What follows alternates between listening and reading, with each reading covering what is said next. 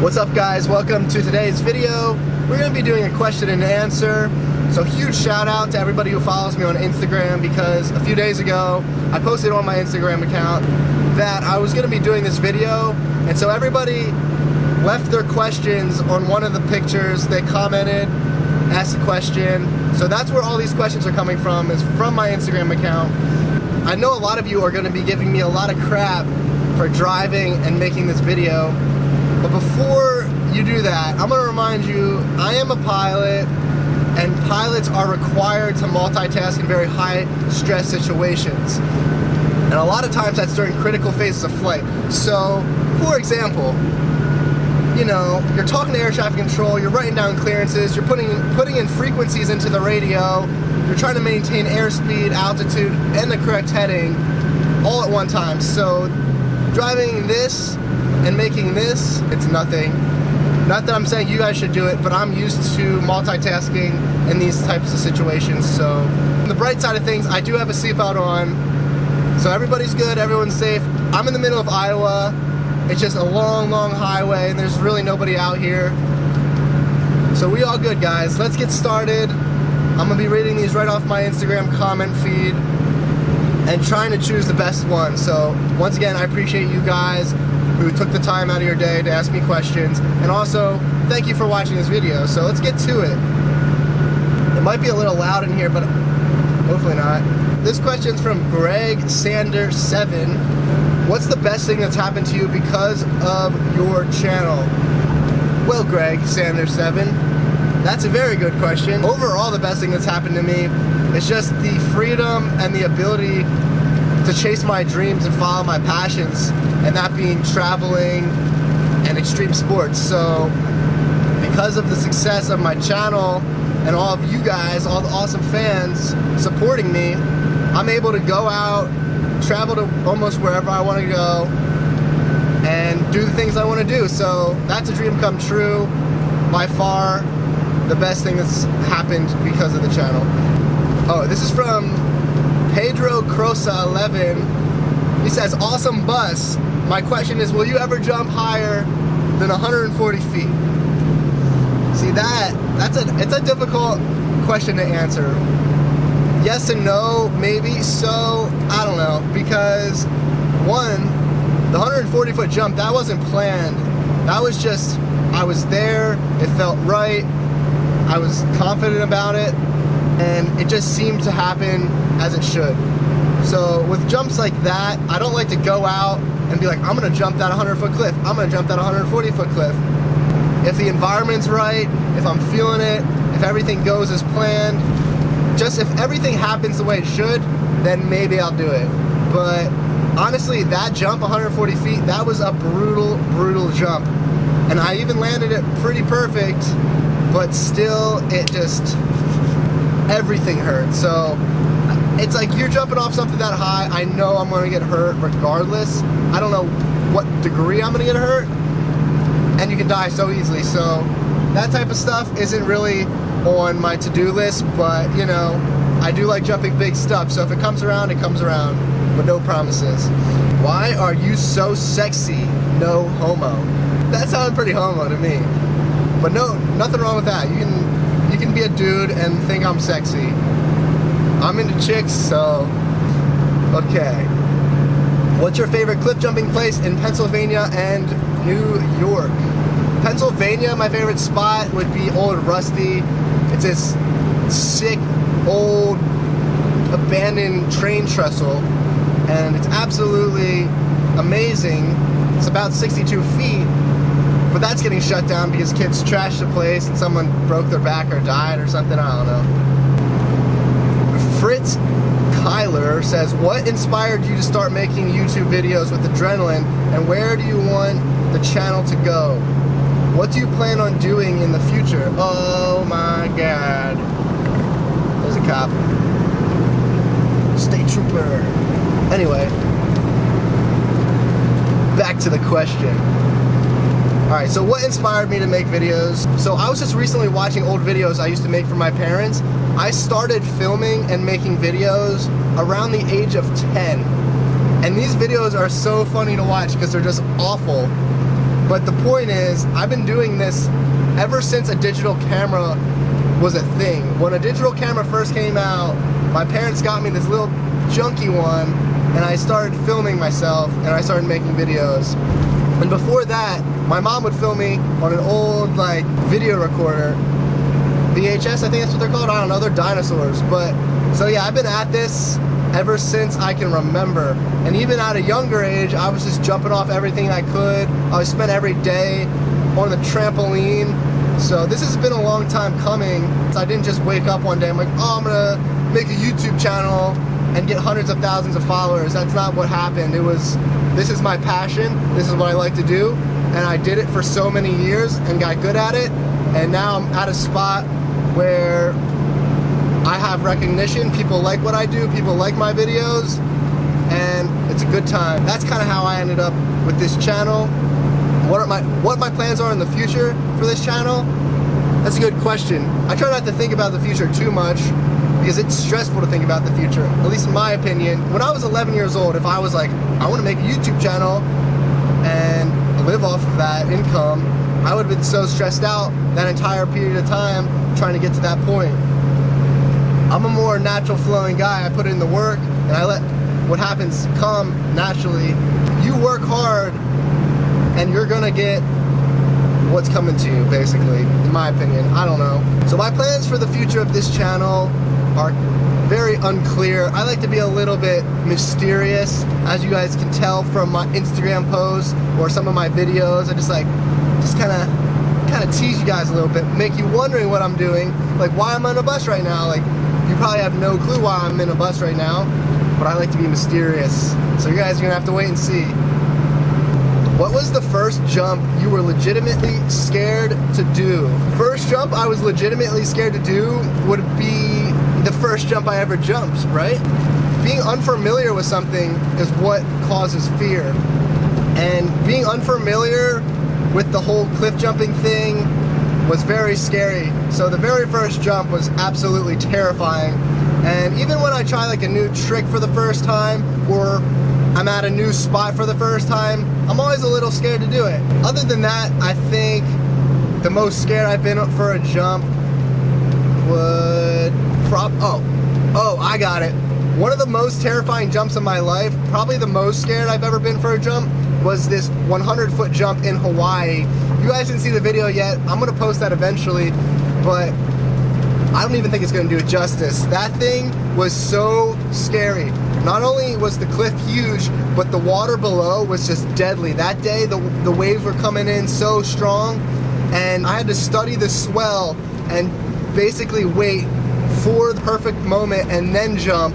I had to hope that a huge rogue wave wasn't gonna come and just throw me into this cave that was right behind it. You go down this like steep slope, and then there's this little rock about this wide, and you have to stand on that tiny little rock, and then you have to aim for this tiny little spot on top of it. So you're up there, you're barely able to like stand on this little rock, and then you're trying to watch these waves and pick the perfect time to jump. So that was probably by far the most scary jump of my life, and I only gained it because I wanted to play it safe. Oh, and then the next question was, what was your first jump? That was at a place called Lock 60 in Pennsylvania. I'm probably gonna post that on my channel in the future just so you guys can laugh at it a little bit. It's kind of funny to watch. Who was your inspiration to start cliff jumping? There was no inspiration to start cliff jumping from any specific person.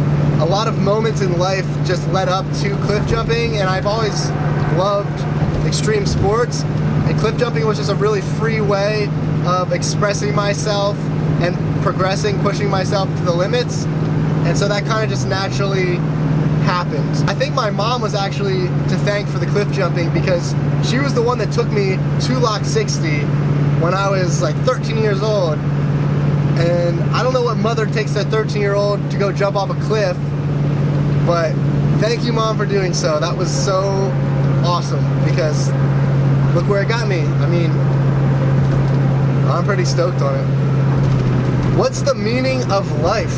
Woo! That's a heavy question. I like heavy questions. Thank you. Thanks for this one.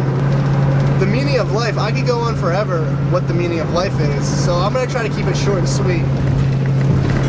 But I think the meaning of life is different for everybody. It's to leave your mark on society, whether that be on a large scale or a small scale, but just you want to be remembered as a very positive person.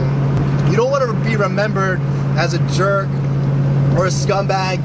You want to be remembered as like a loving, generous person that put others before themselves, a selfless person. I think that's very important.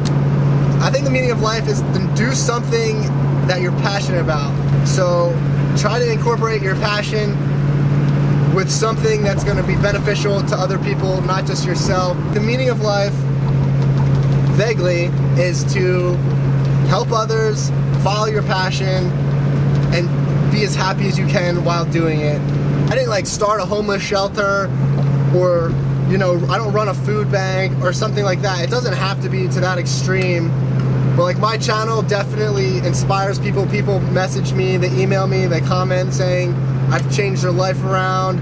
I inspire them to go out and be active and do the things they love or chase their dreams, whatever it may be.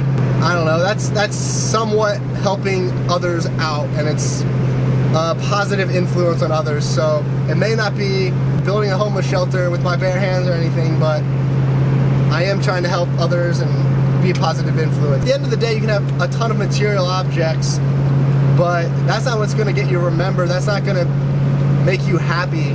What's going to make you happy is helping others, living your dreams and chasing your passions. That's basically the secret to life. And sometimes that's very hard to do, especially with, you know, the world, money, all that. But there's always a way. There's always a way if you put your head to it. So, meaning of life, I think that's it. I don't know, that's my definition. Alright, when did you start cliff jumping, and when did you decide to take YouTube seriously? As I mentioned earlier, my very first cliff jump, I believe, was around 13 years old when my mom took me to that spot. I started taking YouTube seriously about 2.5 years ago. Prior to that, I was making YouTube videos here and there ever since 2007, actually. About 2.5 years ago, I was working a full-time job, sometimes 70 hours a week, and I would have one day off, usually Sundays, and every Sunday I'd go out and cliff jump, and then I'd come home and I'd edit, and I'd post a video once a month, and that's all I could get done with how much I was working. And then last summer was when I full-fledged committed. I started posting every single week.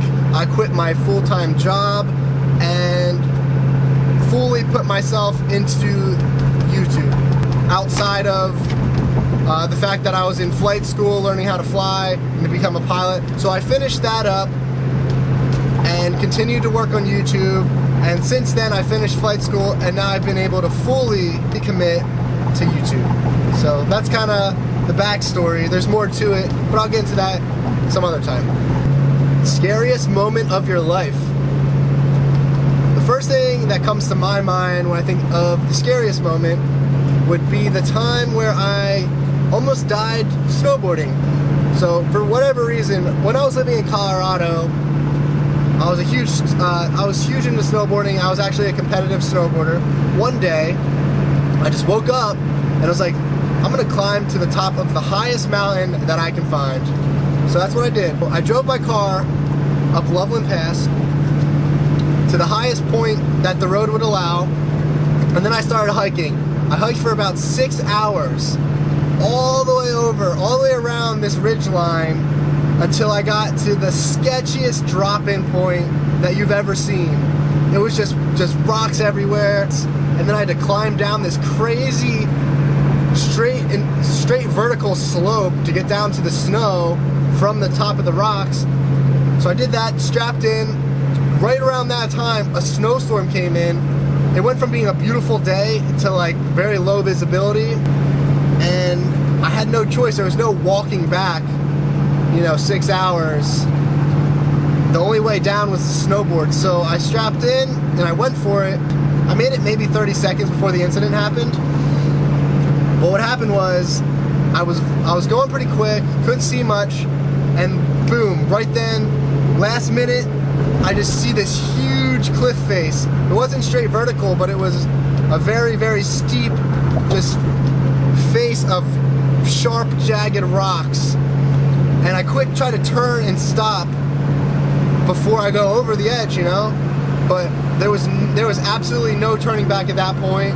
What ended up happening was, it was pretty icy that day, so when I carved to try to stop, I just slid on the ice and ended up just plummeting over this cliff face onto these sharp, jagged rocks and just tumbled the entire way down. Basically, the moment that I saw the cliff face, I immediately thought I was gonna die. I knew I was already going too fast and I was too close to stop. So I just, boom, my heart dropped. I thought I was gonna die. I was pretty certain that I was gonna die. And I ended up flying over it. And like I said, I tumbled down. On the one tumble that I did, my head smacked the ground. It landed in the one and only snow patch on the entire hill. And you can see it in the video, but it just missed this huge jagged rock by maybe a few inches. So if I was over to the right a few inches and would have hit my head on that rock, I would have been a goner. I would have been done. So that was definitely the scariest moment of my entire life. How are you supporting yourself right now? Is it all through YouTube revenue? All right, so I get this question over and over. I recently had some kid on YouTube comment, oh, blah, blah, blah, like he's just a rich kid doing all his stuff off of his parents' money, blah, blah, blah, anybody can do that. And I was like, no, that's not the case at all. My parents are super supportive emotionally, but they do not support me at all financially. If I was in a tough situation or if there was an emergency or something, they would definitely help me out, but they by no means give me any money to do the stuff that I do. Everything that I do on YouTube, everything that I do in life, I pay for myself. I'm 100% independent financially, and that's not it at all. So yes, the answer is YouTube is my main income. I also do other stuff involving YouTube and video production. Like I did, you know, I worked with LG for one of their commercials for their new phone. And then I worked with, you know, Outdoor Vitals for the sleeping bag giveaway. There's also advertising in my videos and et cetera, but I'll only advertise products that I 100% stand behind, that I enjoy using myself. I'm not just gonna let any company, you know, give me a bunch of money so I lie to you guys and tell you I like it, blah, blah, blah. And I do have a ton of companies approaching me, asking me to advertise for them, and I turn nearly 99% of them away because they're simply not products that I personally would use or personally stand behind. So I'm gonna try to be as fully real with you guys as possible. All right, this kid named Luke commented asking, what is the craziest or scariest trick you've done cliff jumping? So just recently, I was at a place called Twin Falls in Maui, and I actually had a fan meetup that day. So a bunch of you guys came out and were jumping, having a good time. The environment was sick. I was super stoked. I had good vibes all around. And so I was just stomping like all my tricks. At the end of the day, tried this new trick. Basically it was a double backflip with a 720-degree rotation at the same time, but it wasn't the traditional double-double. The way I did it was like crazy weird. I like corked it out, and then I got the last 180 around real late. And it just ended up being super sick looking. As far as I know, nobody else has ever done that trick the way that I did it. So that was probably the craziest trick that I've ever done. Alright guys, that's gonna wrap up the Q&A on that note. I physically can't read through all those questions. There was like 600 of them. We'd be here for hours. I hope I answered a few good questions. I hope you guys know more about me now. I'll catch you on the flip side. Peace.